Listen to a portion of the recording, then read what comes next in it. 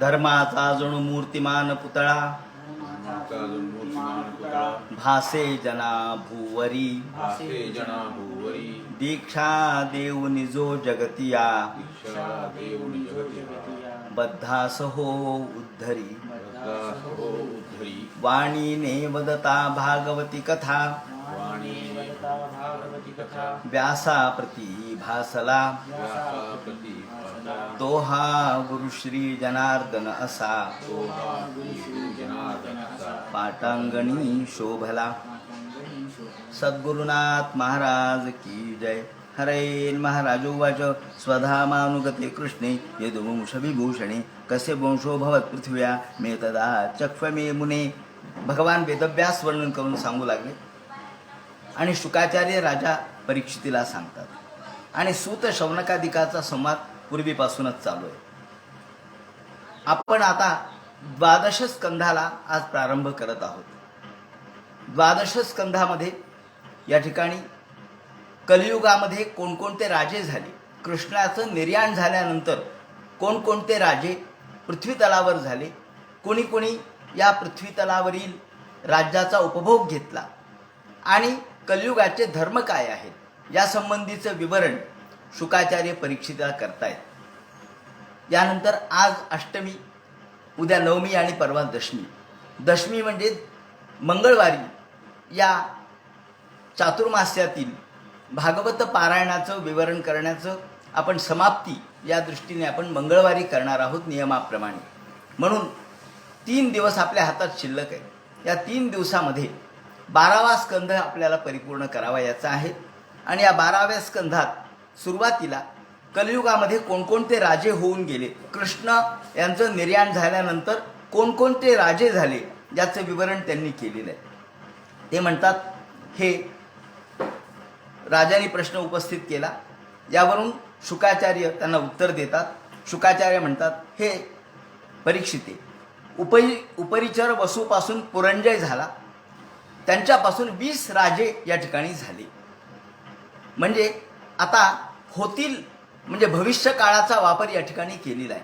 संपूर्ण यांच्या विवरणामध्ये भविष्यकालीन प्रयोग केलेला आहे की पुढे उपरिचर वसूपासून पुरंजय नावाचा राजा झाल्यानंतर 20 राजे होतील। पुरंजयानंतर हे राज्यकुळ भ्रष्ट होईल, नष्ट होईल। पुरंजय हा बृहद्रथ वंशात जन्म घेईल आणि त्याचा मंत्री शुनक हा त्याचा वध करेल। आपला पुत्र प्रद्योत याला तो सिंहासनावर बसवेल। प्रद्योत, पालक, विश्वखयूप असे एकूण 5 राजे होतील आणि नंदीवर्धन हा 138 वर्ष इथून यांचं राज्य, 5 राजे हे 138 वर्ष राज्य करतील। नंदीवर्धनाचा शिशुनाग होईल, त्याचा काकवर्ण, क्षेमधर्म, क्षेत्रज्ञ असे एकूण 10 राजे होतील आणि नंदीवर्धन नंबर 2, नंदीवर्धन द्वितीय असं आपण म्हणू, त्यांच्यापासून महानंदी होईल। हे एकूण 360 वर्ष राज्य करतील। महानंदी यांचा एका शूद्र स्त्रीशी विवाह होईल आणि त्याच्यापासून नंद हा जन्माला येईल। हा क्षत्रियाचा नाश करणारा ठरेल आणि यावेळेला सगळी पृथ्वी शूद्रप्राय होईल। यावेळेला सुमाल्य इत्यादी त्याचे 8 पुत्र होतील। सार्वभौम सम्राट म्हणून हा नंद राज्य करील। भागवतकारांनी याचं विवरण भविष्यकालीन अर्थाने केलेलं आहे। 5000 वर्षापूर्वी भागवत सांगण्यात आलं, पण पुढे काय घटना घडणार आहे याचे प्रत्येक नावानिशी त्यांनी उल्लेख केलेला आहे। हे आपण बारकाईने तपासलं पाहिजे। यामध्ये 11व्या श्लोकामध्ये त्यांनी विवरण केलंय। या ठिकाणी तो श्लोक मुद्दाम आपणासमोर ठेवतो। या 11व्या श्लोकामध्ये 12व्या स्कंधाच्या म्हटलंय की नवनंदान द्विजः कश्चित, 12वा श्लोक असं सांगतो की य इमाम भोक्षन्ति महिम राजन स्म शताम समाह नवनंदान द्विजः कश्चित प्रपन्ना अनुधरिष्यति तेषाम भावे जगति मौर्या भोक्षन्ति वै कलौ। नवनंदान द्विजः कश्चित, द्विजः कश्चित या शब्दाने कोणता तरी एक ब्राह्मण अर्थात आर्य चाणक्य याच्याशिवाय दुसरा ब्राह्मण नाही। आपल्याला माहिती आहे की आर्य चाणक्याने शेंडीला गाठ बांधणार नाही अशा प्रकारची प्रतिज्ञा केली होती आणि नंदाचा सगळा वंश त्यांनी नष्ट करून टाकला, हे आपल्याला माहिती आहे। तेव्हा या आर्य चाणक्यावर या ठिकाणी हा उल्लेख त्यांच्या संदर्भातला नवनंदान द्विजः कश्चित, या नंदाचा पराभव किंवा त्याचं संपूर्ण कुळ नष्ट करण्याचं काम चाणक्याने केलं, ज्याला आपण आर्य चाणक्य किंवा ज्या आर्य चाणक्याने कूटनीती या ठिकाणी सांगितली, म्हणून आपण त्याचा उल्लेख या ठिकाणी कौटिल्य म्हणूनही करतो. तर त्यांनी मौर्य कुलाची स्थापना केली आणि चंद्रगुप्ताला राज्य दिलं, आणि म्हणून स एव चंद्रगुप्तम वै द्विजो राज्ये भेवक्षती, चंद्रगुप्ताला राज्य दिल्याचाही उल्लेख या ठिकाणी केलेला आहे. म्हणजे आर्य चाणक्य, चंद्रगुप्त, नंद यांच्या कुलांचे उल्लेख करून पुढे हे राजे किती दिवस राज्य करतील हे सांगितलंय. त्यानंतर पुढे राजे 10 एकूण राजे होतील, चंद्रगुप्त, अशोकवर्धन, सुयश, संगत वगैरे, आणि हे 137 वर्ष राज्य करतील. त्यानंतर अग्निमित्र होईल. हा शुंग वंश आता सांगण्यात आला. म्हणजे पहिल्यांदा सूर्यवंश, मग शिशुनाग वंश, मग बाकीचे चंद्रगुप्तादी वंश, आणि आता शुंग वंश सांगण्यात आलेला आहे. शुंग वंशामध्ये अग्निमित्र, घोष, ब्रजमित्र, भागवती, देवभूती हे 100 वर्षाहून अधिक म्हणजे 112 वर्ष राज्य करतील. त्यानंतर काण्व राजे होतील, हे अल्पायुषी होतील. त्यांच्यामध्ये वसुदेव नावाचा एक राजा होईल आणि त्याचा अमात्य या भवभूतीचा वध करून स्वतःच राज्य बळकावेल. ज्याप्रमाणे सुशर्म्याची हत्या करून बली नामक सेवक त्याची हत्या करील आणि तो त्याचं राज्य घेईल. भूमिपुत्र नारायण म्हणून त्यांनी वर्णन केले. असे हे 345 वर्ष राज्य करतील. त्या बलीचा कृष्ण होईल, त्याचा शांतकर्ण, त्याचा पौर्णमास, त्याचा लंबोदर, त्याचा चिबिलक, मेघस्वाती, अहमान, अनिष्टकर्मा, हालेत, तलक वगैरे. आणि हे राजे 8 बहुराजे होतील. आणि हे सगळे गोमती, पुरिमान, मेदशिरा, शिवस्कंद, यज्ञश्री, विजय इत्यादी लोमधी हे 30 राजे या ठिकाणी सांगितलेत. हे 456 वर्ष राज्य करतील. 7 आभीर आणि 7 कंक या ठिकाणी आभीर, कंककुळ, 7 आभीर, 10 गर्दभी, 16 कंककुळ आणि 8 यवन. 8 यवन आपल्याला माहिती आहे की हे 8च आपल्याला यवन राजांचा उल्लेख जर आपण पाहिला अगदी बाबरापासून तर औरंगजेबापर्यंत 8 राजे आपल्याला दिसतात. याप्रमाणे 8 यवन राजे होतील, 14 तुरुष्क राजे होतील आणि 10 गुरुंड राजे होतील. आता गुरुंड कोण या संबंधीचे विवरण मी एका ग्रंथातून तुम्हाला देणार आहे. हा ग्रंथ 1942 हा 24चा ग्रंथ आहे, तो माझ्याकडे आहे. आणि या ग्रंथामध्ये 1924ला भक्तियोगाचार्य रामनारायण हे गुडगावचे पंजाबमधले यांनी हा हिंदीमध्ये मुळात हा ग्रंथ लिहिला. आणि त्यांनी एक संदर्भ असा दिलेला आहे की हे जे गुरुंड नावाचे राजे ते कोण आहेत. तर त्यांनी असं म्हटलंय की हे इंग्रज म्हणजे संस्कृतमध्ये इंग्रज जातीला गुरुंड असे म्हणतात असं त्यांनी म्हटलंय. गुरुंड जातीचं राज्य सोफियाचा मुलगा पहिला जॉर्ज हा इंग्लंडपासून म्हणजे 1714 पासून त्याचा काळ सुरू झाला. George first, George second, George third, George fourth, George fifth या पद्धतीने queen Victoria, Edward seventh, George fifth, त्यानंतर एडवर्ड एटथ, जॉर्ज सिक्स्थ याप्रमाणे असे एकूण 10 गुरुंड आपल्याला दिसतात. आणि या बादशहांची संख्या इंग्रजांच्या इतिहासाच्या सणामधून दिलेली आहे. त्यामुळे हीच संख्या महर्षी व्यासांनी भागवतामध्ये सुद्धा दिलेली आहे असं त्यांनी म्हटलंय.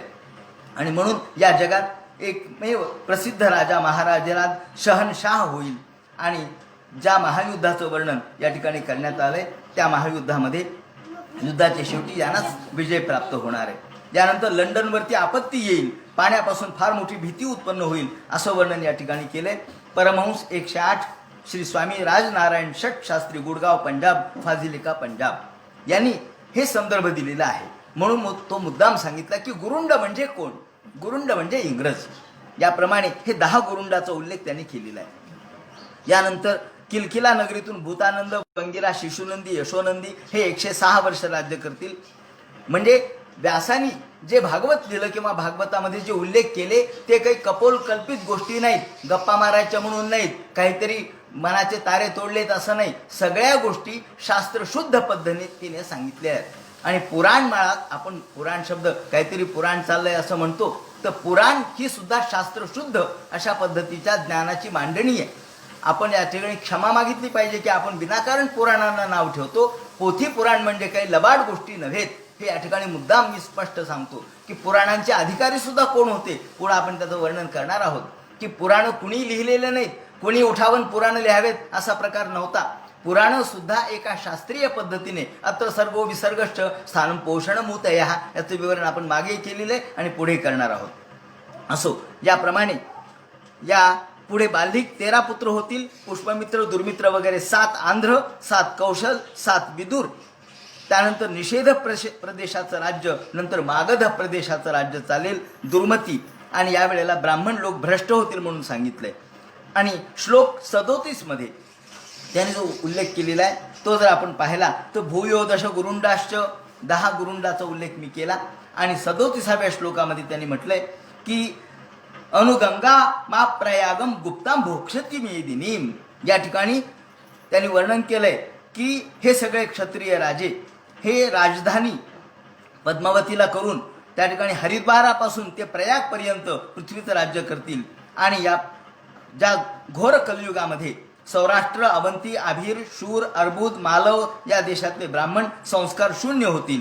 आणि त्यामुळं शूद्रप्राय झाल्यामुळं सर्वत्र संस्कारहीनत्व, शूद्र शब्दाचा अर्थ जातीविषयक नाही, हे मुद्दाम या ठिकाणी स्पष्ट करतो. शूद्र म्हणजे या ठिकाणी संस्कारहीन, याला शूद्र शब्द वापरलेला आहे. आणि संस्कार संपन्नतेला ब्राह्मण शब्द वापरला आहे. म्हणून जातीवर याचं महत्त्व नाही.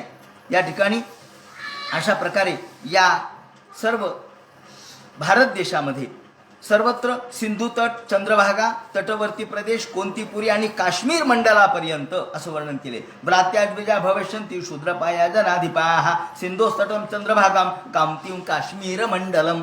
काश्मीरपर्यंत सर्वत्र अनागोंदी, सर्वत्र भ्रष्टाचार, सर्वत्र संस्कारहीनता आपल्याला दिसेल. आणि सर्व लोक अशा पद्धतीने धर्महीन राज्य करतील, धर्म राहणारच नाही.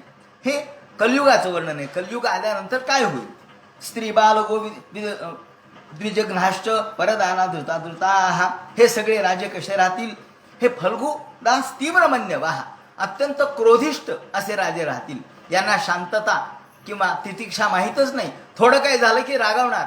त्याप्रमाणे हे सगळे राजे अल्प समयापुरते राहतील आणि छोट्या छोट्या गोष्टीवर रागवतील, चिडतील. त्याप्रमाणे स्त्रिया, लहान मुलं, त्याचप्रमाणे गायी आणि ब्राह्मण यांना मारण्यासाठी यांचा हात मागे येणार नाही. यांना सरळ ते ठार करतील. स्त्री बाल गो द्विजघ्नाश्च परदानधरा धृताः. लोकाचे धन हरून घेणे, लोकाच्या स्त्रिया पळून नेणे यामध्ये यांचा हातखंडा असेल. याप्रमाणे उदिता स्तिमित प्राया. हे राजे कसे असतील तर उगवले आणि नाहीसे झाले. राज्य आले आले आले गेले गेले गेले. आलं राज्य कोणाचं? अमुकचं. आलं आलं आलं म्हणेपर्यंत ती धूळ खाली बसत नाही तोपर्यंत राज्य गेलं गेलं गेलं गडगडलं. उदितास्तिमिता प्राया. उगवतील आणि ताबडतोब अस्ताला पावतील. अल्पसत्ता अल्पकायुषा. याप्रमाणे त्यांचं आयुष्यही कमी होईल. असंस्कृता क्रियाहीना. कोणत्याही प्रकारचं स्नान नाही, संध्या नाही, पूजा नाही, अर्चा नाही, अशी त्यांची स्थिती होईल. आणि असे हे सगळे राजे राज्य करतील. आणि त्यामुळं कलियुगाचे धर्म सांगताना त्यांनी सांगितलंय धर्म व्यवस्थायाम. या ठिकाणी कलियुग कसं राहील? आता कलियुगात तर आपण जगतोच आहोत. सध्या कलियुग चालू आहे आणि सगळेजण कलियुगाला बेजार झाले. देवा लवकरात लवकर अवतार घ्या, सत्वयुग आपलं निर्माण व्हावं, आपण कृतयुग निर्माण व्हावं म्हणून आपण सामान्य माणसं, सत्वशील माणसं देवाला प्रार्थना करतायत. परंतु काळ संपल्याशिवाय काहीच होणार नाही. जोपर्यंत काळ आहे तोपर्यंत चालत राहतं. आपण म्हणतो ना त्याचा काळ आहे. जोपर्यंत काळ आहे, जोपर्यंत जलजलाट आहे तोपर्यंत हे चालणार. ते म्हणतात हे सत्ययुग येण्याच्या पूर्वीचं कलयुग जे आपण जगतो आहोत ते कसं आहे पहा. त्या काळामध्ये या ठिकाणी महर्षींनी, व्यासांनी आणि शुकाचार्यांनी सुद्धा आपल्या दिव्य दृष्टीने कलियुगाचे महत्त्व, कलियुग कसं आहे, कलियुगाचे लक्षणं काय आहेत, लोक कसे वागतायत, आचार काय, विचार काय, त्याचप्रमाणे उच्चार काय या संबंधीचं विवरण, कुटुंब व्यवस्था कशी, त्याचप्रमाणे पैशाची व्यवस्था कशी, याचं विवरण आपल्या शब्दामध्ये केलेलं आहे. त्यांच्या शब्दात मी सांगतो कालेन बले नाराजन नक्षण त्याजुबल स्मृतीही. या कलियुगामध्ये पवित्रता, क्षमा, दया, आयुष आणि बळ हे सगळं नष्ट होईल. वित्तमेव कलौ नृणाम. कलियुगामध्ये फक्त पैशाला महत्त्व येईल. वित्तमेव कलौ नृणाम. या कलियुगामध्ये बळी तो कान पिळी ही अवस्था होईल. ज्याच्या हातात पैसा तो श्रेष्ठ. आणि वित्तमेव कलौ नृणाम. आपण म्हणतो ना जोवरी पैसा तोवरी बैसा. ज्याच्याकडे पैसा आहे त्याला या या या या म्हणतील आणि ज्याच्याकडे पैसा नाही त्याला दारात उभं करणार नाही. धनवंत तोच गुणवंत तो चिरणशूर, निर्धनी नराला सकळही करीती दूर. याप्रमाणे निर्धनी लोकांना कोणी विचारणार नाही आणि धनवानांचा जलजलाट चालेल. अहो जे धनवान आहेत तेच गुणवान ठरतील. डिग्र्या नाही काय विकत घेता येत, डिग्र्या विकत घेता येतात, सगळ्या प्रकारच्या डिग्र्या विकत घेता येतात, सगळीकडे प्रवेश घेता येतो. कशावर? पैशावर. गुणाचा पत्ताच नाही, पण पैशाने डिग्री विकत घेतली, हे आजही आपण बघतो आहोत. तेव्हा धनवंत तोच गुणवंत, त्याचे सत्कार होतील, त्याचाच मोठेपणा. का हो? अहो याचा मुलगा आहे, अमुक अमुकचा मुलगा आहे, अमुक अमुकचा नातू आहे, त्यावर त्याचं महत्व. आणि हे सगळं राजकीय पदावर अवलंबून राहील. म्हणून ते म्हणतात वित्तमेव कलौ नृणाम आणि जन्माचार गुणोदया. हा बाकी गुणाला महत्व येणारच नाही, तर तुमचा पैसा हा फक्त बोलेल, बाकी काहीच बोलणार नाही. आणि म्हणून धर्म न्याय व्यवस्थायाम कारणम बलवेमे, या ठिकाणी स्पष्ट शब्द शुकाचार्य महाराजांनी वापरलेत आणि व्यास महर्षींनी वापरलेत. कोणते? की कारणम बलमेव ही. कशात? धर्म न्याय व्यवस्थायाम. धर्मामध्ये सुद्धा बळ महत्वाचं ठरेल. धर्म सुद्धा बळाच्या आधारावर विकत घेतला जाईल, बळवला जाईल. त्याचप्रमाणे न्याय व्यवस्था सुद्धा आपल्या बळानेच बदलता येईल. बळ कोणतं? बळ म्हणजे शक्ती कशाची? तर पैशाची. पैशाच्या बळावर न्याय सुद्धा बदलता येईल असं त्यांनी सांगितलंय. आणि त्यामुळं न्याय, धर्म आणि व्यवस्था ही पैशाच्या जोरावर तुम्हाला बदलता येऊ शकेल, असं कलियुगाची स्थिती आहे. कारणम बलमेव ही, म्हणून बळी तो कानपिडी. ज्याच्या हातात काठी तो पारधी. त्याप्रमाणे ज्याच्या हातात ससा तो पारधी. त्याप्रमाणे ही परिस्थिती राहील. दाम्पत्य अभिरुचिर हेतु मायेव व्यावहारिके. आणि स्त्री पुरुषामध्ये सुद्धा दाम्पत्य, पती पत्नीमध्ये सुद्धा प्रेम राहणार नाही. ते म्हणतात मनःपूर्वक स्त्री पुरुषावर प्रेम करणार नाही आणि पुरुष स्त्रीवर करणार नाही. पती पत्नी सुद्धा एकमेकांच्या वरती केवळ व्यावहारिके. किती मिळून आणतेस तू एवढं मिळून आणते, मी एवढं मिळून आणतो, तर आमचं कुटुंब टिकेल. नाही तर चला घटस्फोटाचा खटला दाखल, मला गरज नाही तुझी, तू पैसाच मिळवत नाहीस. व्यावहारिके. व्यवहारावर या ठिकाणी पती पत्नीचं नातं अवलंबून राहील, हे स्पष्ट सांगितलंय. आणि म्हणून आपल्याकडे हे येऊ लागलेले आहे हळूहळू. घटस्फोटाची कितीतरी प्रकरणं दाखल झालेली आहेत आणि सांगावं लागते की अहो घटस्फोट घेऊ नका. छोट्या छोट्या गोष्टीवर घटस्फोट चालू आहेत सध्या. दाम्पत्य रुचिर हेतू माये व व्यावहारिके. याप्रमाणे स्त्रीत्वे पुंस्वे चरते विप्रत्वे सूत्रमेव ही. विप्रत्वे सूत्रमेव ही. गळ्यात जानवा असल तर म्हणायचं ब्राह्मण. म्हणजे जानव्यावर ब्राह्मणत्व अवलंबून आहे का? अहो आचारावर काही आहे का नाही, विचारावर काही आहे का नाही, संध्या कधी करतो का? नाही, संध्या येतच नाही. संध्या म्हणजे फक्त स्त्री माहिती आहे, संध्या म्हणजे स्त्री. अहो संध्या म्हणजे स्त्री नाही, संध्या म्हणजे सायं संध्या, प्रातः संध्या, माध्यान्ह संध्या. तुमचं गोत्र काय विचारलं तर काय किंवा मला वडिलाला विचारावं लागेल. आणि मग तू कशाचा ब्राह्मण? तुला गोत्र माहित नाही, तुला प्रवर माहित नाही, तुला संध्या येत नाही, तुला या ठिकाणी गायत्री मंत्र येत नाही, आणि मग कशाचा तू ब्राह्मण? सूत्रमेव हे काय? गळ्यात जानवय, बस ब्राह्मण झाले. स्त्रीत्वे पुस्त्वेच रतीर. आणि फक्त स्त्री आणि पुरुषामध्ये रतीपुरतं प्रेम राहील, केवळ रतीपुरतंच प्रेम त्या ठिकाणी शिल्लक राहील, बाकी भावना शिल्लक राहणार नाही. फक्त रती जी आपल्याला पुरुषामध्ये दिसेल, स्त्रीमध्ये दिसेल, पशु पातळीवरची. त्याप्रमाणे लिंगमेवाश्रम ख्यात वन्योन्यापत्ती कारणम. त्याप्रमाणे प्रत्येकाने धन खर्च करण्यात जो असमर्थ आहे त्याला कोणी विचारणार नाही. अवृत्त्या ज्ञान दौर्बल्यम. या ठिकाणी स्पष्ट शब्द वापरलाय अवृत्त्या. अवृत्त्या म्हणजे पैसा दिला नाही तर. कारण वृत्ती म्हणजे पैसा. आपण म्हणतो ना शिष्यवृत्ती म्हणजे काय? शिष्यवृत्ती म्हणजे शिकण्यासाठी दिलेला पैसा, त्याला शिष्यवृत्ती म्हणतात. म्हणून वृत्ती म्हणजे पैसा. या ठिकाणी वृत्ती अवृत्त्या. अवृत्त्या म्हणजे पैसा दिला नाही तर काय? न्याय दुर्बल होईल. पाहता दुर्बल होईल म्हणजे काय? न्याय आहे, पण न्याय दुर्बल करायचं काम कोण करतं? हेच लोक करतात. पैसा दिला नाही की सगळी केस बदलून टाकायची. का? ही केस तुम्ही चांगली मांडली नाही, पैसाच मिळाला नाही, मग कशी मांडणार? या ठिकाणी पुराव्यावर केस अवलंबून असते ना. तर पुरावा जर क्षीण केला, पुरावा क्षीण करण्याचं काम कोणाचं आहे? अहो ते मांडणारेच आहे. मग वकील असो, पोलीस असो, त्या ठिकाणी अधिकारी असो, हे ज्यांच्याकडून पैसा मिळत नाही त्यांच्या बाजूनी त्यांचं मत मांडणार नाहीत. आणि त्यामुळं त्याला योग्य अशा पद्धतीने कायदेशीर त्याचं ससंदर्भ विवरण करणार नाहीत. आणि ते केलं नाही तर न्याय दौर्बल्यम. न्याय दुर्बल होईल. दुर्बल नाही झालं तर काय होईल? आणि दुर्बल झाला तर न्यायच मिळणार नाही. चला भांडत बसा मग, या कोर्टातून त्या कोर्टात, त्या कोर्टातून त्या कोर्टात, सुप्रीम कोर्टापर्यंत. तिथेही अनेक वर्ष निकालच लागत नाहीत. तोपर्यंत हा मरूनही जातो आणि दुसरी पिढी बांधायला लागते. अहो काय न्याय, हा काय न्याय आहे का? म्हणून ते म्हणतात अवृत्त्या न्याय दौर्बल्यम पांडित्य चापलंब चहा. आणि लोक पंडित कोणाला म्हणतील? अहो जो गोड बोलून लोकांना फसवतो, चल चल चल चल म्हणता म्हणता खड्याचा रुपया करतो. जो बोल बोल म्हणता लोकांना फसवतो. अहो दुनिया झुकती है झुकाने वाला चाहिए. असा जो झुकाने वाला कोणी मिळाला म्हणतो लोक हुशार आहे, हो फार हुशार आहे, फार विद्वान आहे. तुम्ही कधी ऐकलं का त्यांचं? काय नुसता बनवेगिरी. बनवेगिरी म्हणजे हुशारी असं या ठिकाणी स्पष्ट शब्द वापरलाय. पांडित्य चापलंब चहा. तर चापल म्हणजे गडबड बोलणे या अर्थाने नाही. चापल म्हणजे चपलता, कौशल्य, युक्तिवाद. युक्तिवादाने आपलं मत मांडणे म्हणजे पंडित. म्हणून खरा पंडित गप्प बसतो. खरा पंडित जास्त बोलत नसतो. तो 2 शब्द बोलतो आणि गप्प बसतो. कधी कधी बघतो ना आपण, आपल्याला वाटतं हा वकील काय बोलतोय, काढ काढ काढ काढ काढ काढ, आणि दुसरं काही नाही, 2च शब्द बसून खाली, त्यांना काही येत नाही.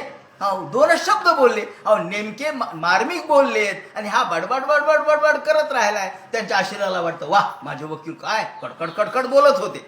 कडकड बोलणं म्हणजे काय? पण पांडित्य झालं का? पांडित्य कशात असतं तर ज्ञानात असतं. पण ज्ञानाला महत्व राहणार नाही आणि नुसत्या शब्दाच्या जंजाळाला महत्व येईल असा या ठिकाणी अर्थ आहे. अवृत्त्या न्याय दौर्बल्यम पांडित्य चापलंब चहा. त्याचप्रमाणे स्वीकारे व चोद्वाहे. या ठिकाणी कलियुगामध्ये विवाह कसे होतील हो म्हणले? आता लग्न समारंभ होणारच नाहीत आणि कोरोनामुळे तर होईच ना. समारंभपूर्वक लग्न होणार नाहीत. काही नाही म्हणले. आता काय काही नाही म्हणले, तू मला पसंत केलंस, मी तुला पसंत केलं, आपण एकमेकाला आवडलो, झालं लग्न. स्वीकार, मी तुझा स्वीकार केला, चला म्हणले कोर्टात लग्न करून टाकू, एक कागद तयार करू. कोर्ट म्हणतं ठीक आहे. काय मी हिला स्वीकारलं, तो म्हणतो तिला मी स्वीकारलं, झालं लग्न. स्वीकार एव चोद्वाहे. स्वीकारणे म्हणजेच विवाह राहील. आणि स्नानमेव प्रसाधनम. बाकी कशाला महत्व राहणार नाही. पूजा नाही, संध्या नाही, आरत्या नाही, देवपूजा नाही, त्याचप्रमाणे होम नाही, जप नाही, फक्त स्नान करणं.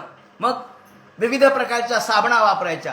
आता साबणांची नावं मी घेणार नाही आणि मला ते पाठही नाही येत, परंतु विविध प्रकारच्या साबणा, विविध प्रकारचे उठणे, विविध प्रकारचे तेल, अभ्यंग याचा वापर करून विविध प्रकारचे जे डोक्याला लावण्याचे वेगवेगळे असतात, हे सगळे वापरून जो स्नान करतो, वा वा काय स्नान केलं मी. स्नान केलं म्हणजे काय झालं? पण तेच प्रसाधन, तेच मोठेपण आहे, तेच प्रसाधन झालं. आणि दूर, ज्या ठिकाणी दूर एखादं क्षेत्र आहे त्याला महत्व येईल. तुम्ही गेला होतात का म्हणले तिकडं? इतक्या दूर नाही हो. काय तुम्ही अजून पाहिलं नाही? तुम्ही कंकालेश्वरला गेलात का कधी? नाही हो. कंकालेश्वरला जाणार नाहीत पण लांब जातील. देव काही लांब जाण्यामध्ये आहे का? जावं, या ठिकाणी फिरावं, हिंडावं, पण केवळ दूर असणाऱ्या गोष्टीलाच महत्व द्यावं असं नाही. पण दूर वार्यवनम तीर्थम लावण्यम केशधारणम. आणि केसाचे वेगवेगळे भांग पाडणे, केसाचे वेगवेगळे प्रकार करणे, केसाला वेगवेगळे फुगे तयार करणे, यालाच ते म्हणतील किंवा लावण्य, मोठेपणा आहे. त्यामध्येच स्वतः तल्लीन होतील आणि त्यालाच लावण्य, त्यालाच सौंदर्य म्हणतील. म्हणून केसाचे वेगवेगळे प्रकार करणे यालाच सौंदर्य, हिप्पी वाढवणे म्हणजे सौंदर्य. उदरम भरता स्वार्थ सत्यत्वे धार्ष्टमेवही. उदरम भरता स्वार्थम. जो स्वतःचं पोट भरण्यात पटाईते, वाह काय कुशल आहे म्हणे, आपलं कुटुंब ना आपण, बस दुसरा विचार करत नाही. आणि तो चांगला का? हो, तोच हुशार, तोच शहाणा, तोच आपल्या व्यवहारामध्ये कुशल. का? तो स्वतःचं पोट भरण्यात पटाईते. फक्त टामटूम आपला आपला संसार करतो, नवरान बायको, मीन बायको, संपलं, याच्या पलीकडे काही नाही. ज्याप्रमाणे उदरम भरता स्वार्थ सत्यत्वे धार्ष्टमेव. सत्य कशाला म्हणायचं? सत्याच्या अनेक व्याख्या केल्यात, पण ते म्हणतात नाही धार्ष्टमेव ही, खोटं बोल पण रेटून बोल, त्याला म्हणतात सत्य. हा खरं आहे याचं का? तर तो रेटून बोलला. आणि जो खरा सत्यवादी तो हळू मिळमिळीत बोल, याचं काही खरं नाही हो का? खरं खोटं बघायला कोण? जो स्पष्टपणे बोलतो, जो रेटून बोलतो तो खरा. याप्रमाणे धार्ष्टमेव ही दाक्षम कुटुंब भरणम यशोर्थे धर्मसेवनम. लोक धर्म करतील ते फक्त यशोर्थे, आपला लौकिक व्हावा, जलजलाट व्हावा, पाट्या लागाव्यात, मोठेपणा वाढावा, जिकडे तिकडे आपल्या नावाचे या ठिकाणी पोस्टर्स लागावेत म्हणून धर्म करतील. धर्मासाठी धर्म होणार नाही, नावासाठी धर्म होईल, नावलौकिकेसाठी धर्म होईल. त्याप्रमाणे नदी तीरेव रोपिता, या ठिकाणी वर्णन केलंय की नद्या दुसऱ्या या कल्की पुराणातलं वर्णन आहे. त्यामध्ये असं म्हटलंय की नद्या ह्या तीरावरून वाहतील. म्हणजे काय, नद्यांची खोली संपून जाईल. आज ती स्थिती झाली आहे. नद्या ह्या सगळ्या तीरावरून वाहू लागल्यात, त्याची खोली संपून गेली. का, वाळू उपसा झाला ना. व्यासानं हे माहित होतं का? हो, व्यासानं सगळं माहित होतं. वाळू उपसा होईल, त्यामुळं यातली खोली कमी होईल आणि सगळ्या नद्या ह्या वरवरून फक्त वरच्या बाजूने वाहतील. केवळ तीरेव नदी तीरेव रोपिता, नद्या ह्या किनाऱ्यावरून वाहतील असा स्पष्ट उल्लेख करण्यात आलेला आहे. ज्याप्रमाणे ब्रह्मविद क्षत्र शूद्राणाम यो बली भविता नृपः, याप्रमाणे हे राजा सर्व समाज हा अधर्मी होईल. सर्व समाज हा अशौच, काहीही पावित्र्य नाही, मांगल्य नाही, पूजा अर्चा नाही, कुठेही धर्मकर्म नाही. आणि प्रजाही लुब्ध हे राजाने दस्यु धर्म भी. सगळे राजे हे कसे होतील तर राजेच चोर होतील असं वर्णन आहे. राजेच चोर होतील, राजेच तुम्हाला लुटायला लागतील. आणि शाक मुलाभिर क्षौद्र पुष्पपष्टाष्ट भोजना. शेवटी प्रजेला खायला काही मिळणार नाही, प्रजेला अन्न मिळणार नाही, प्रजेला धान्य मिळणार नाही. राजा सगळं प्रजेला लुटायला लागेल. आणि आच्छिद्य दार द्रविणा जास्ती गिरी काननम. सगळे प्रजा, फार पुढचं वर्णन आहे हे, सगळे या प्रजा ह्या गिरी कानन वेगवेगळ्या प्रकारच्या अरण्यात जातील. गावात राहणारच नाहीत, कारण अनावृष्टी होईल, पाऊस पडणार नाही. कधी अतिवृष्टी होईल आणि कधी अनावृष्टी होईल. दुर्भिक्ष कर पीडिता, दुर्भिक्ष निर्माण होईल, दुष्काळ पडेल. आणि सगळ्या प्रजा कराने करकर वागतील. कर पीडिता, राजा कराच्या रूपाने तुम्हाला इतका त्रस्त करील की तुम्हाला जगायलाच त्या ठिकाणी जगणं नको वाटेल अशी परिस्थिती आहे. शीतवात, त्याप्रमाणे गार वारा सुटेल, त्याप्रमाणे पाऊस पडेल. आणि सगळा समाज क्षुत्रभ्याम केवळ अन्नासाठी दाही दिशा फिरेल. अन्नासाठी दाही दिशा आम्हा फिरविशी जगदीशा. याप्रमाणे 63 वर्षांनी लोकांचं आयुष्य किती राहिलो म्हणले, काही नाही, 20 वर्ष नाही तर 30 वर्ष एवढंच आयुष्य राहील. म्हणजे एवढीच का आपली आयुर्मर्यादा राहील. आता आपण 100 वर्ष म्हणतो, पण ते चुकीचं आहे. हळूहळू आयुष्य कमी होत चाललेलं आहे. आणि 20 किंवा 30 वर्षाचं आयुष्य राहील. क्षीयमानुष देवशु देवनाम कलिदोषतः. याप्रमाणे सगळे राजे हे भ्रष्ट होतील, सगळे लुटायला लागतील, ते तुमच्या धनावर डोळा ठेवतील. शूद्र प्रायशु वर्णेशु, सगळे वर्ण एक होतील, सगळे अधर्माने वागतील. धर्माने कुणीच वागणार नाही. ब्राह्मण समाज देखील धर्माने वागणार नाही. याचं वर्णन एकनाथांनी केलेलं आहे आणि रामदास स्वामींनी केलेलं आहे की ब्राह्मण धर्मभ्रष्ट झाले. सर्वत्र अनाचार अनागुंदी माजू लागलेली आहे. यवन प्रायशु बंधुषु, या ठिकाणी यवन प्रायशु बंधुषु म्हणजे केवळ यवनप्राय, म्हणजे केवळ आपल्या बायकोच्या जवळ बायकोचे नातेवाईकच प्रिय राहतील. बाकी स्त्री वशता वाढेल, बायकोचे नातेवाईक प्रिय राहतील. आणि स्त्री पुरुष हे केवळ कामिनी आणि मदन म्हणजे नटनट्या ज्याप्रमाणे केवळ आपल्या सौंदर्यापुरतंच प्रसिद्ध असतात. आणि अनाचार त्याप्रमाणे व्यभिचार यांनी ते वागतात, त्याप्रमाणे सगळे लोक राहतील. आणि बायकोचा भाऊ ज्याला आपण शालक म्हणतो, बायकोचा भाऊ लोण्याहून मऊ असं आपण म्हणतो, तेव्हा हा बायकोचा भाऊ हा बुद्धी भ्रष्ट करेल. आणि याप्रमाणे बायकोचे नातेवाईक हे प्रिय राहतील असा शब्द वापरलाय. कोणत्या अर्थाने तर इथे त्यांनी म्हटलंय यवन प्रायशु बंधुषु. बंधू म्हणजे नातं, तर नातं हे फक्त बायकोपुरतं राहील. बायकोचे वडील, बायकोची आई, बायकोचे भाऊ, बायकोची बहीण, बायकोचे सगळे नाते आणि नवऱ्याचे नाते सगळे गुंडाळून ठेवले जातील असं त्यांनी लिहिलंय. वा, मी काही नाही सांगत, त्यांनी जे लिहिले ते सांगतो. ते म्हणतात ग्रह प्रायेषु आश्रमेषु यवन प्रायेषु बंधुषु. याप्रमाणे केवळ बायकोचेच नाते, आपण म्हणतो ना सासू तीर्थ ससुरा तीर्थ. सासू तीर्थ राहील आणि ससुरा तो तीर्थ आहे. आणि साला साली बायकोचे मेहुणी अर्धा तीर्थ साला साले. साला आणि साली ही अर्धा तीर्थ. सासू तीर्थ ससुरा तीर्थ, अर्धा तीर्थ साला साली. आणि आई वडिलांचं काय म्हणले, ना मा बाप तो नदी नाले. आई बाप म्हणजे काय, नदी नालेत म्हणले, काय उपयोग आहे त्यांना, मरत का नाही. अरे अरे अरे, मा बाप तो नदी नाले सब तीर्थ घरवाली. याप्रमाणे हेच वचन या ठिकाणी दिलेलं आहे.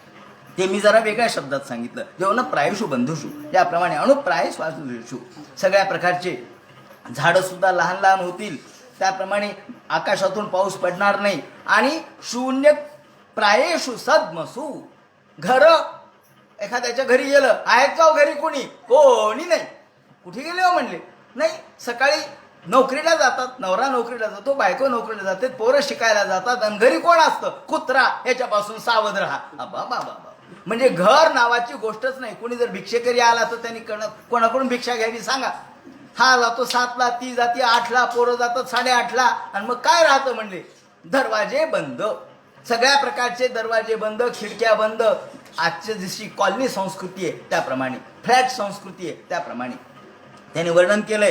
हे फ्लॅट किंवा कॉलनी असा इंग्रजी शब्द न वापरता त्यांनी शून्य प्रायेषु असं म्हटलंय.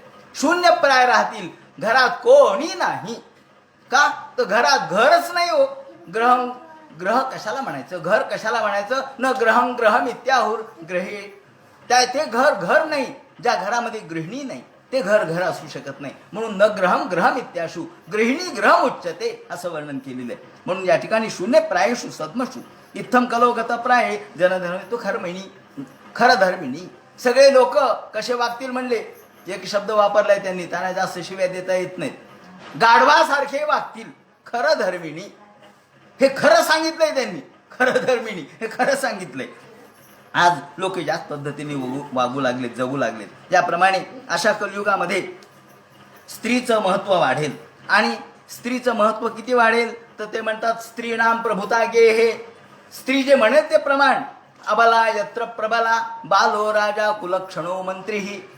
ज्या ठिकाणी स्त्री प्रबल राहील, अबलाही प्रबल राहील. अबला यत्र प्रबला बालो राजा. राजा आहे पण बाल आहे म्हणे. काही कळत नाही राजाला, दुसरेच चालवितात. मग कसं राज्य चालेल म्हणले?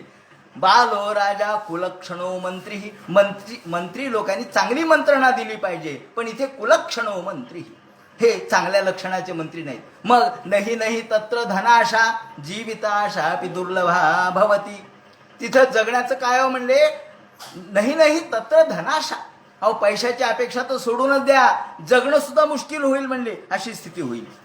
आणि याप्रमाणे कलियुगाची स्थिती सांगितली. आणि या कलियुगामध्ये कशा पद्धतीने लोक जन्माला येतील, वागतील आणि मरतील.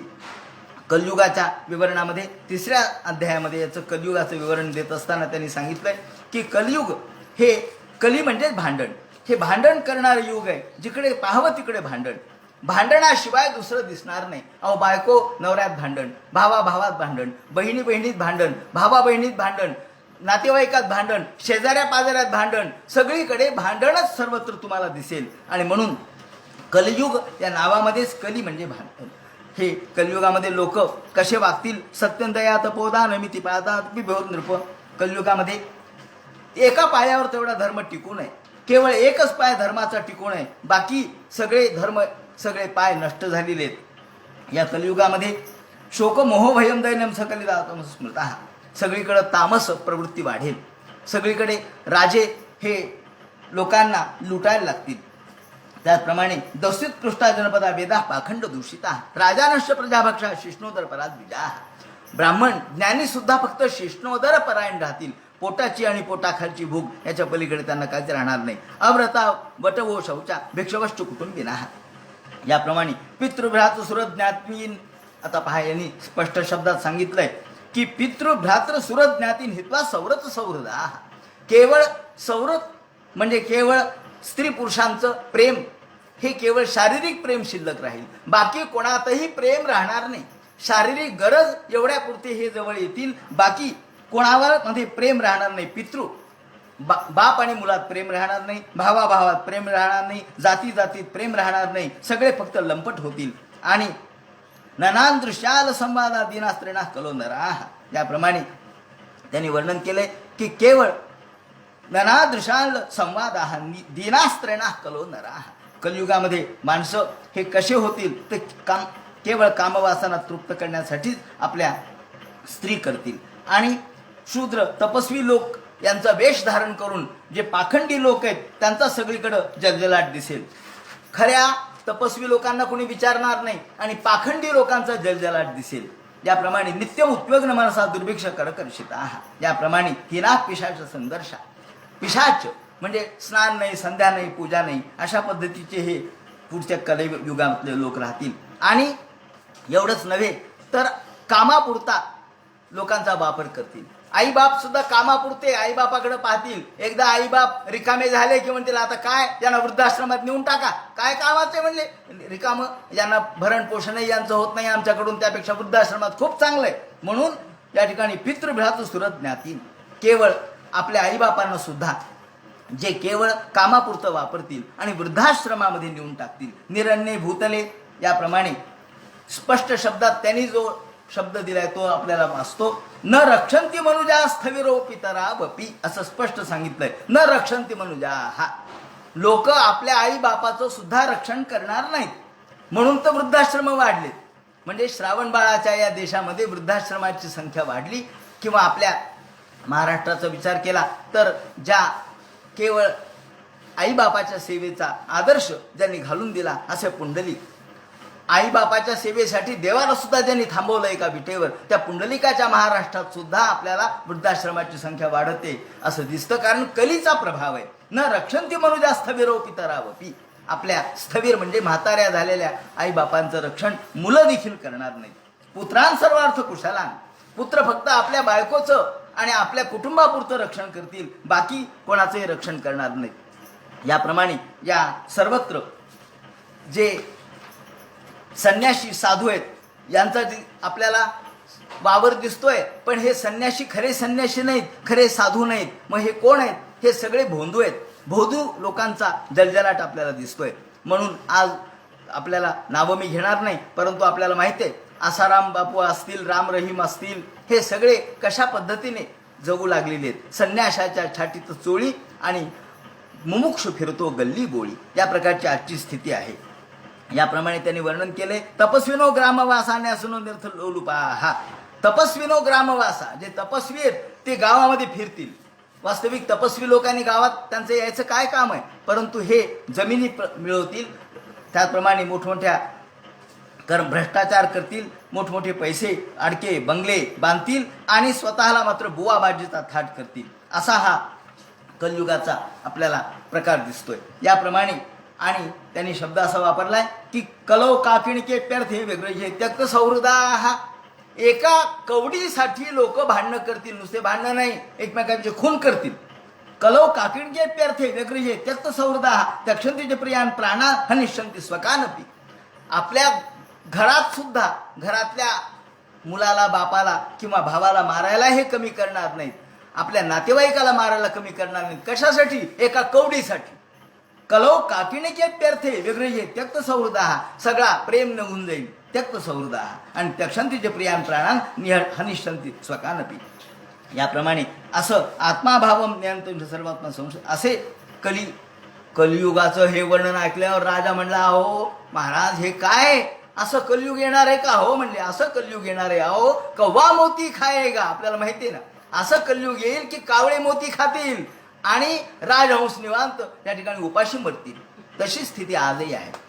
याप्रमाणे मग या कलियुग आलंच कशामुळे म्हणे, कृष्णाने कशाला कलियुगाला आणलं म्हणले. आणि त्या परीक्षित म्हणला, मग मी विनाकारण त्याला जिवंत ठेवलं, मी त्याला ठारच केलं असतं, मीच जिवंत ठेवलं. ते म्हणले ते बरोबर केलं का? शेवटी हा युगाचा परिणाम आहे, हे गरजेचं आहे. आणि कलियुग एका हजारो दोष त्या कलियुगात असतील, परंतु कले दोषांनी धैर्याधन नसती हे को महान गुणान, परंतु एक महान गुण या कलियुगामध्ये आहे. कोणता? कीर्तनादेव कृष्णस्य मुक्त संग परम व्रजेत, केवळ कीर्तनाने मुक्ती प्राप्त होईल, हा कलियुगाचा मोठा गुण आहे. 100 दोष असू द्या, पण आपण दोषाकडे नाही पाहायचं, आपण गुणाकडे पाहावं. आपण सगळीकडे गुणाकडेच पाहतो ना, दोषाकडे कुठं पाहतो? दोष बाजूला ठेवावा. दोषांच्छादयते गुणान, दोष बाजूला करावेत आणि गुण स्वीकारावेत. तर या कलियुगामध्ये गुण कोणता आहे? तर कीर्तना देव साधवा, आणि कीर्तनाने मुक्त संघ परम व्रजेत. माणसाने कीर्तन एवढ्याच एका छोट्या गोष्टीने माणसाला मुक्ती प्राप्त होईल. बाकी इतर युगामध्ये मात्र तपश्चर्या आहे, कुठे ध्यान आहे, कुठे धारणा आहे. परंतु कृतेचं ध्यायतो विष्णू, कृतयुगामध्ये ध्यान आहे. त्रेतायाम यजते खैही, त्रेतायुगामध्ये यज्ञ केल्याने माणसाला मुक्ती मिळते. द्वापरे परिचर्यायाम, द्वापर युगामध्ये परिचर्या पूजा अर्चा यांनी मुक्ती आहे. आणि कलियुगामध्ये केवळ कीर्तना देव साधवा, केवळ ठाईच बसवणी करावे कीर्तन. केवळ जागेवरच बसा, भजन करा, मुक्त व्हाल. बस त्या ठिकाणी हरिमुखे म्हणा पुण्याची गणना कोण करी, माऊलींनी सांगितलंय त्याप्रमाणे. आणि हे ऐकल्यावर राजा आनंदित झाला. त्यानंतर त्या ठिकाणी सांगितलंय की पुढे ते म्हणले बघा अहो कलियुगामध्ये हा कलियुग नष्ट कधी होईल, संपेल कधी. त्यांनी सांगितलं थांबा, हे संपायला अवकाश आहे. आता हा कलियुगामध्ये प्रत्यक्ष भगवान अवतार धारण करतील, तो कली अवतार, ज्याला आपण भगवंत स्वतः कल्की अवतार धारण करतील. हा कल्की अवतार कधी होईल याचं विवरण त्यांनी केलंय. हा कल्की अवतार कोणाच्या घरी होईल त्यांनी म्हटलंय 100 ग्राम मुख्यस्य ब्राह्मणस्य महात्मनः. 100 ग्रामामध्ये हा कल्की अवतार होईल आणि कल्कीचा जन्म या ठिकाणी होईल. कल्की यांचा जन्म देवापीचा शंतनू हा भाऊ होता. त्याला चंद्रवंश स्थापन करण्यासाठी भगवंतांनी सांगितलं. त्यानंतर इक्ष्वाकू वंशातला मरू हा राजा आहे, इक्ष्वाकू वंशातला, सूर्यवंशातला, त्यालाही सूर्यवंश स्थापन करण्यासाठी भगवंतांनी सांगितलंय. आणि हे सगळे कलापक ग्रामामध्ये आहेत आणि अज्ञात अवस्थेत आजही आहेत बरं का, आजही आहेत. हे शंतनूचा भाऊ देवापी आणि इक्ष्वाकू वंशातला मरू, हे कलियुग यांच्यापासून पुन्हा सत्ययुग सुरू होणार आहे. याप्रमाणे 100 ग्राम यामध्ये विष्णुयश ब्राह्मणाच्या घरी कल्की प्रगटतील. हे 100 ग्राम त्यामध्ये शुभ्र अश्वावरती हे आरूढ होतील. देवदत्त नावाचा त्यांचा घोडा राहील आणि दुष्टांचा संहार तलवारीने करतील. हे कधी होईल म्हणले हो, हे कधी होईल ते म्हणले यदा वर्णन त्यांनी केलंय की ज्या वेळेला चंद्र, सूर्य आणि बृहस्पती हे एका राशीमध्ये येतील. या चंद्र, सूर्य आणि बृहस्पती हे एका राशीत जेव्हा येतील तेव्हा यांचा जन्म होईल. ज्याप्रमाणे हे भगवान विष्णू यांचा हा अवतार प्रत्यक्ष सर्व दुष्टांना मारणारा होईल. 70शीपैकी 2 या ठिकाणी कलियुग संपत आलं का संपत आलं नाही याचं विवरण थोडंसं शास्त्रीय पद्धतीने मी मुद्दाम करतो. या ठिकाणी याचं विवरण कल्की पुराण, त्याचप्रमाणे विष्णू पुराण याच्या अनुषंगाने आणि माझ्यासमोर असलेला जो ग्रंथ आहे चेतावनी नावाचा, तो भक्ती योगाचार्य नारायण यांनी लिहिला आहे.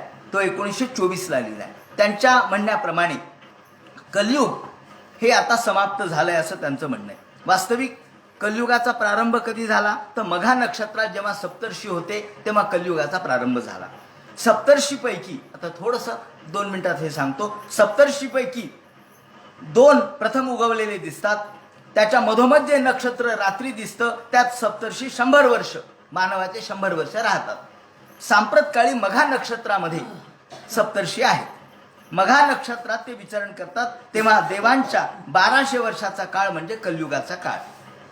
जेव्हा सप्तर्षी मघातून पूर्वाषाढात जातील तेव्हा नंद राजापासून कलीचा प्रभाव दिसेल आणि कृष्ण निजधामाला गेल्यानंतर तेव्हा कली प्रगट झाला. तेव्हा देवाची 100 वर्ष लोटल्यावर पुन्हा सत्ययुग सुरू होईल असं भागवतकारांनी म्हटलंय. दिव्य वर्ष, आता मूळ मुद्दा कसा आहे, दिव्य वर्ष शब्दावर आहे. दिव्य वर्ष म्हणजे काय? दिव्य वर्ष म्हणजे देवांचे 100 वर्ष असं आपण गृहीत धरतो. या ठिकाणी यांची मांडणी अशी आहे की वर्षाचे अनेक प्रकार आहेत. आपण मग इळावत्सर, इलावत्सर, अनुवत्सर, परिवत्सर, सौर हे आपल्याला माहिती आहे. तर दिव्य वर्ष म्हणजे काय याचे विवरण त्यांनी सूर्य सिद्धांताच्या आधारे, निरुक्ताच्या आधारे, विष्णू पुराणाच्या आधारे, मनुस्मृतीच्या आधारे आणि अथर्ववेदाच्या आधारे केलेलं आहे. त्यांचं असं म्हणणं आहे की दिव्य वर्ष म्हणजे सूर्याचा एक दिवस जो आहे तो वर्ष मानला गेला.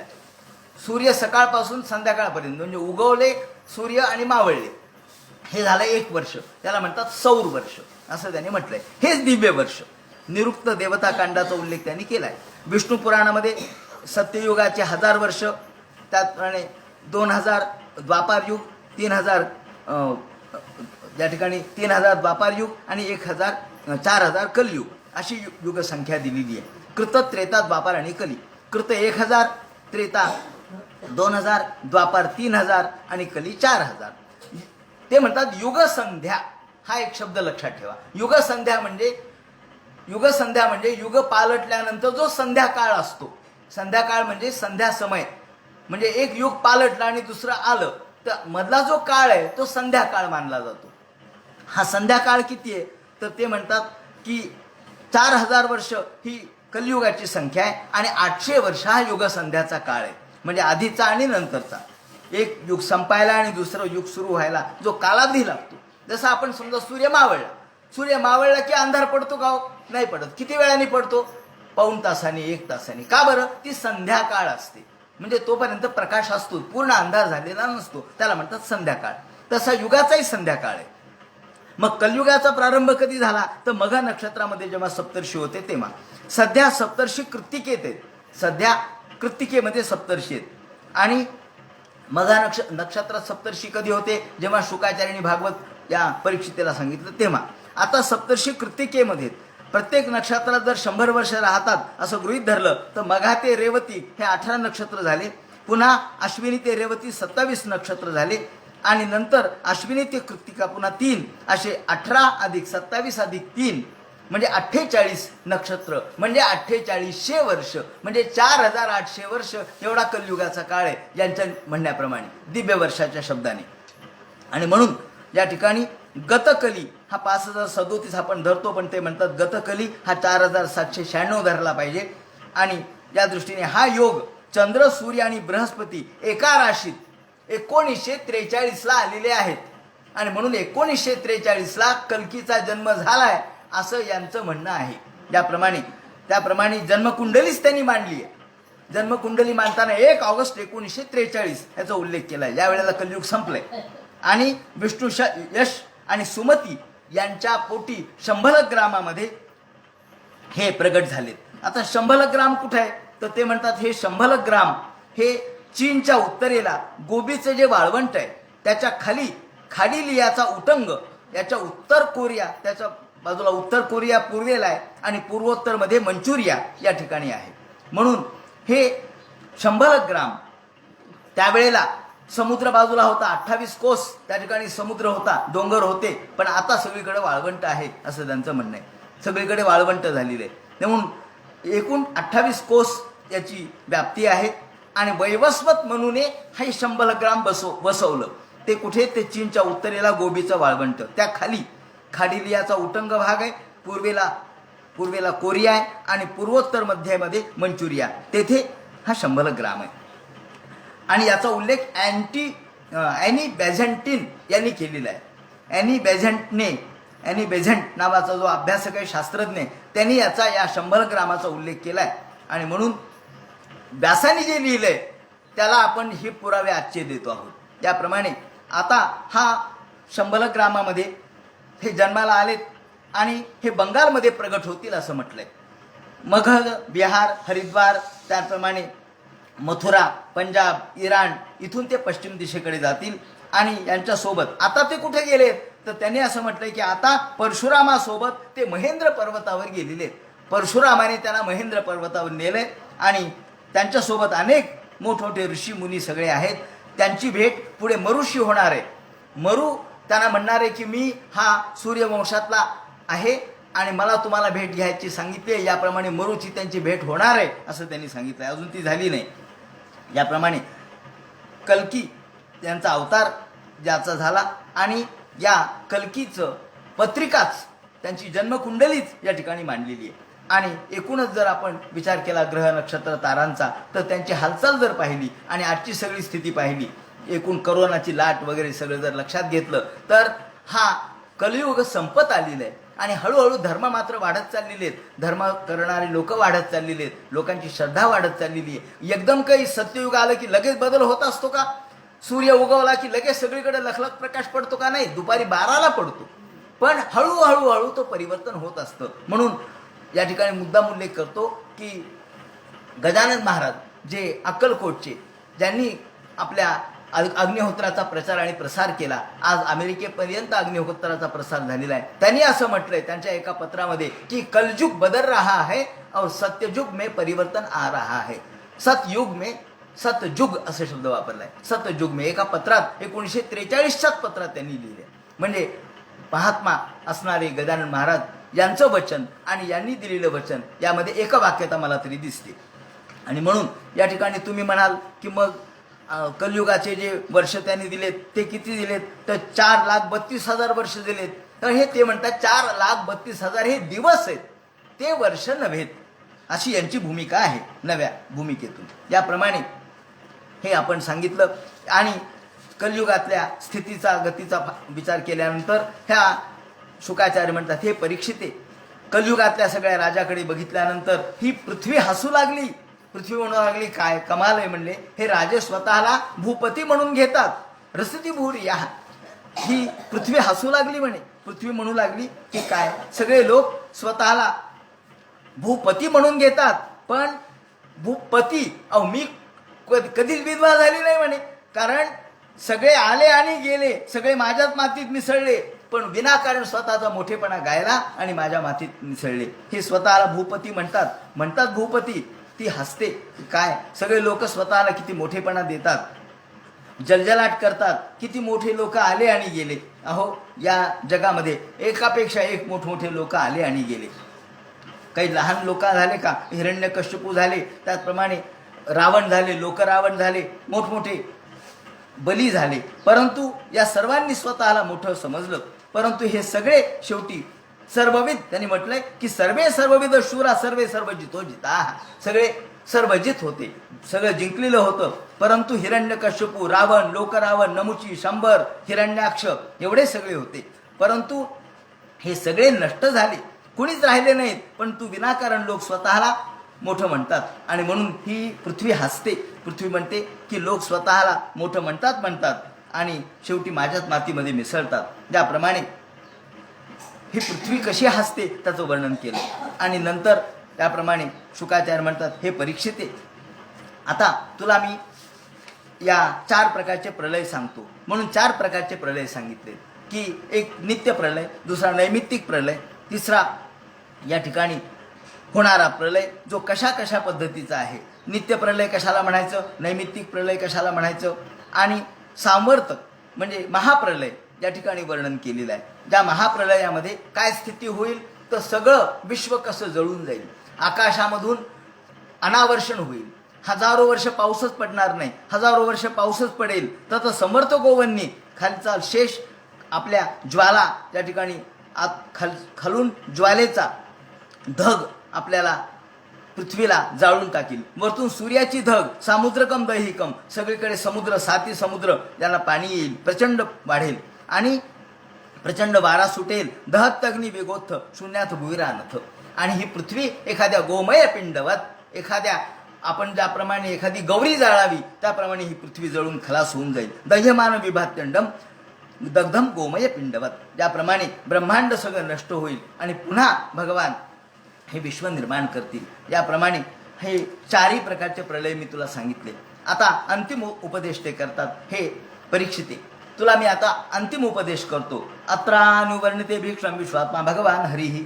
हे काही नाही, हे शरीर म्हणजे केवळ घट आहे.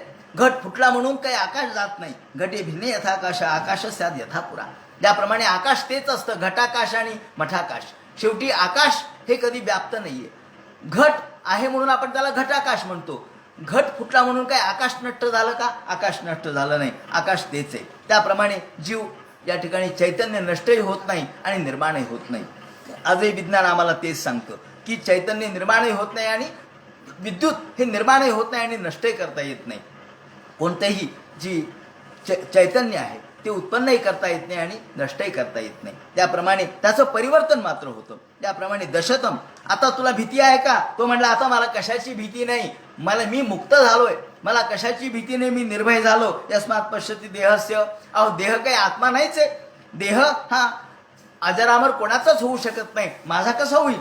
म्हणून मला आता मनस्सृजती देहान्मय गुणान कर्मणीत आत्मनः याप्रमाणे विचार केला. आणि तुला आता भीती वाटते का? तो म्हणाला, मला भीती नाही. तक्षकाची भीती वाटते का? नाही, मला तक्षकाची सुद्धा भीती नाही. दशंतम तक्षकम पादे लिलियाहनम विषान नाही. आताच्या आता तक्षक यावा आणि त्याला मला ठार मारावं. म्हणून या ठिकाणी ब्राह्मणाचा शाप खरा व्हावा. बस 7 दिवस झाले. 7 दिवस झाल्यानंतर आता शुकाचार्य म्हणाले, परीक्षिते, तुला मी ज्ञान दिलं. आता त्यांनी नमस्कार केला शुकाचार्यांना. महाराज, तुमच्या चरणावर माझं मी नतमस्तक होतो. बद्धांजलीस्त तुम्ही हा विष्णुरात. विष्णुरात म्हणजे या ठिकाणी परीक्षित म्हणू लागले, सिद्धोस्मे अनुगृहीतोस्मी भवता करुणात्मना. मी सिद्ध झालो. सिद्धोस्मे हम. जसं गीतेमध्ये अर्जुनाने सांगितलंय की नष्टो मोह स्मृती लब्ध्वा. माझा मोह संपला, मला स्मृती प्राप्त झाली. स्मृती म्हणजे काय, आठवण गेली होती का कुठं? आठवण नाही, स्मृती म्हणजे योग्य बुद्धी. आणि सगळ्या प्रकारच्या या ठिकाणी सिद्धोस्म्यहम, तिथे जसं सगळ्या प्रकारचा मोह नष्ट झाला, इथे सिद्धोस्म्यहम, मी सिद्ध झालो. मी आता सिद्ध म्हणजे मी परिपूर्ण आहे, मला ज्ञान परिपूर्ण प्राप्त झालं. ग्रहीतोस्मी, अनुग्रहीतोस्मी, मी तुमचा अनुग्रहित आहे, मी तुमचा या ठिकाणी उपासक आहे, नम्र झालोय मी तुम्हाला नमस्कार करतो, तुमची कृपा मला प्राप्त झाली. भवता करुणात्मना, आता मला कशाची भीती नाही. यस्या खलुत्तम श्लोके भवान वर्णिते, आता लवकरात लवकर तक्षक यावा आणि त्याने मला चावावं असा विचार केला. आणि तेवढ्यात शुकाचार्य महाराज निघून गेले. आणि मग हे शांत बसले गंगा तीरी. अजून तक्षक काय येत नाही. आज 7 दिवस झालेत, आज 7वा दिवस आहे. या 7व्या दिवशी तक्षकाने यावं आणि ब्राह्मणाचा शाप खरा व्हावा म्हणून विचार केला.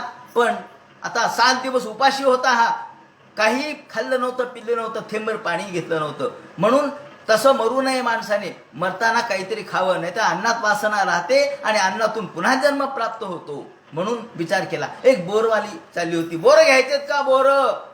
त्या बोरवालीला म्हणली इकडे ये ग, मला बोर घे. एक बोर घेतलं, काहीच केलं नाही, फक्त एक बोर घेतलं, कारण काहीतरी तोंड रुष्ट करावं म्हणून.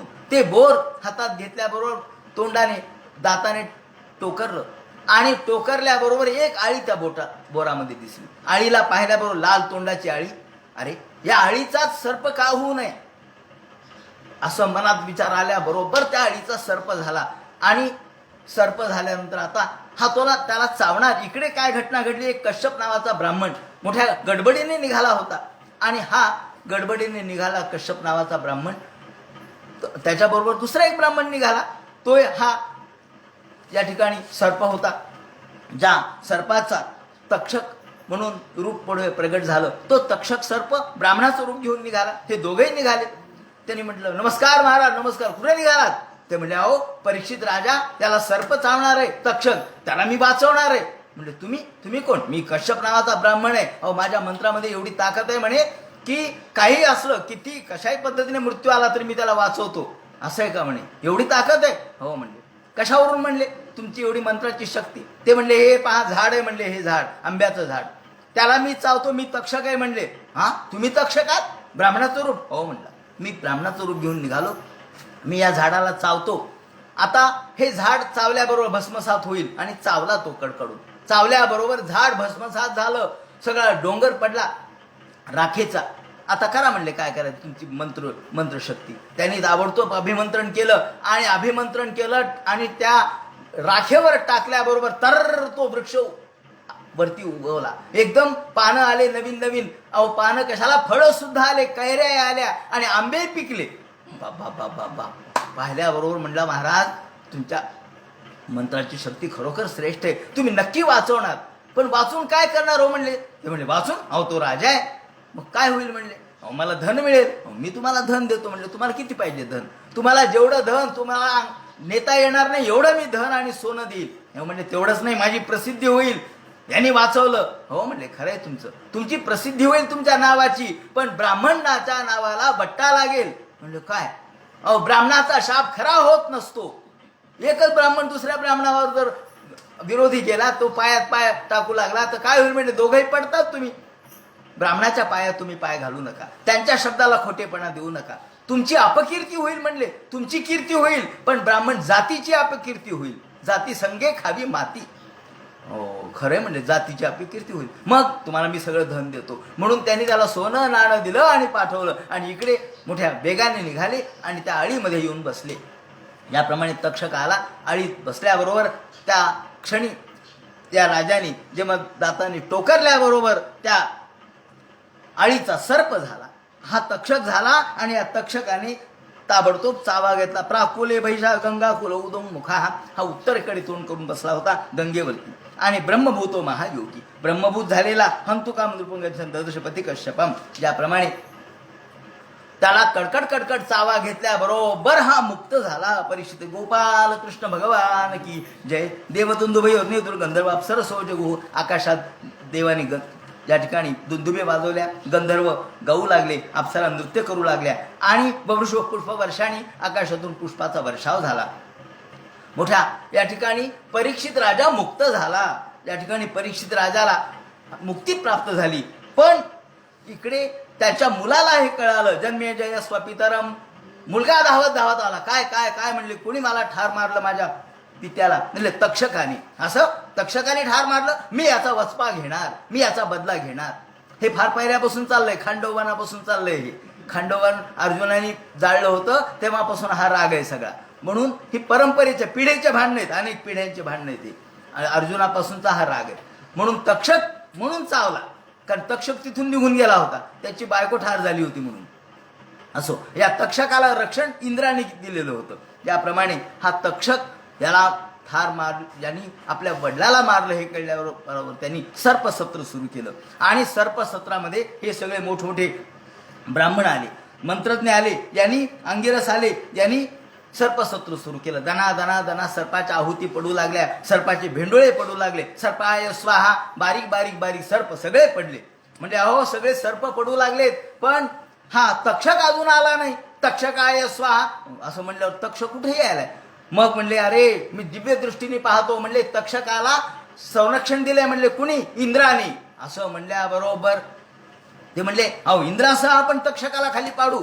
मोठ्याचं संरक्षण असल्यावर असं असतं.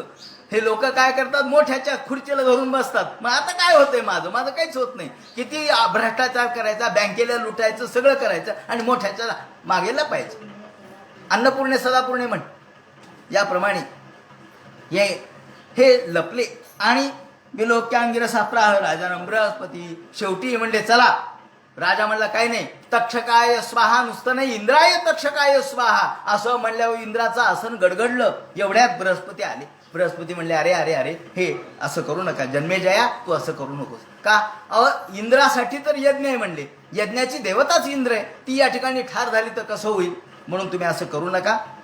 जीवित मरणम जंतोर. अरे मरण आणि जीवन हे काही आपल्या हातात नाही, शेवटी नष्टच होणार आहे माणसाचं. माणूस काही जिवंत राहत नाही. माणसं हे शेवटी त्याचा देहाने ते मरतच असतात. आणि म्हणून तुझ्या पित्याला स्वर्ग मिळाला, काही काळजी करू नको. सर्प अनागस हो दग्धा. ते म्हणजे आता अनागस हो दग्धा. अनागस म्हणजे निरागस सर्प मात्र मेले. पहा, निरागस लोक मरतात. आपण म्हणतो ना किडे मरतात, गव्हाबरोबर किडे रगडले जातात. सामान्य माणसं मरतात, सामान्य लोक मरतात, सामान्य लोक ठारे होतात, सामान्य लोक दळले जातात आणि मोठे मोठे मात्र चिकटून राहतात. पहा ना तुम्ही, सामान्य बिलं भरणारे मरतात, कारण ते सामान्य असतात, ते बिलं भरतात बिचारे, आणि मोठाले त्यांना बिलच येत नाही. सर्पा अनागस हो दग्धा, कारण ते शेवटी हे मोठमोठ्या लोकांच्या संरक्षणामध्ये असतात. असो, ज्याप्रमाणे सूत या ठिकाणी या परीक्षितेचा उद्धार झाला आणि जन्मजयाचं सर्पसत्र थांबलं. आता यानंतर सूत आणि शौनकादिकाचा पुन्हा जो संवाद होईल, सूत शौनकादिकाला जे सांगतील आणि हे जे ज्ञान सांगतील, पुढे जी कथा सांगतील, प्रामुख्याने मुकुंदाचा अवतार या ठिकाणी कसा झाला, त्याप्रमाणे या ऋषींच्या आख्यानं जी वर्णन करतील, त्याचप्रमाणे या ऋषींच्या मध्ये वेगवेगळ्या व्यासांचे शिष्य आणि व्यासांची शिष्य परंपरा जी सांगतील, ते सगळा भाग उद्या सांगण्यात येईल. हरे नमः. पुंडलिक वरदे हर विठ्ठल. सीताकांत स्मरण जय जय राम. पार्वतीपते हर हर महादेव. श्रीमज्जनार्दन गुरुमूर्तये नमः.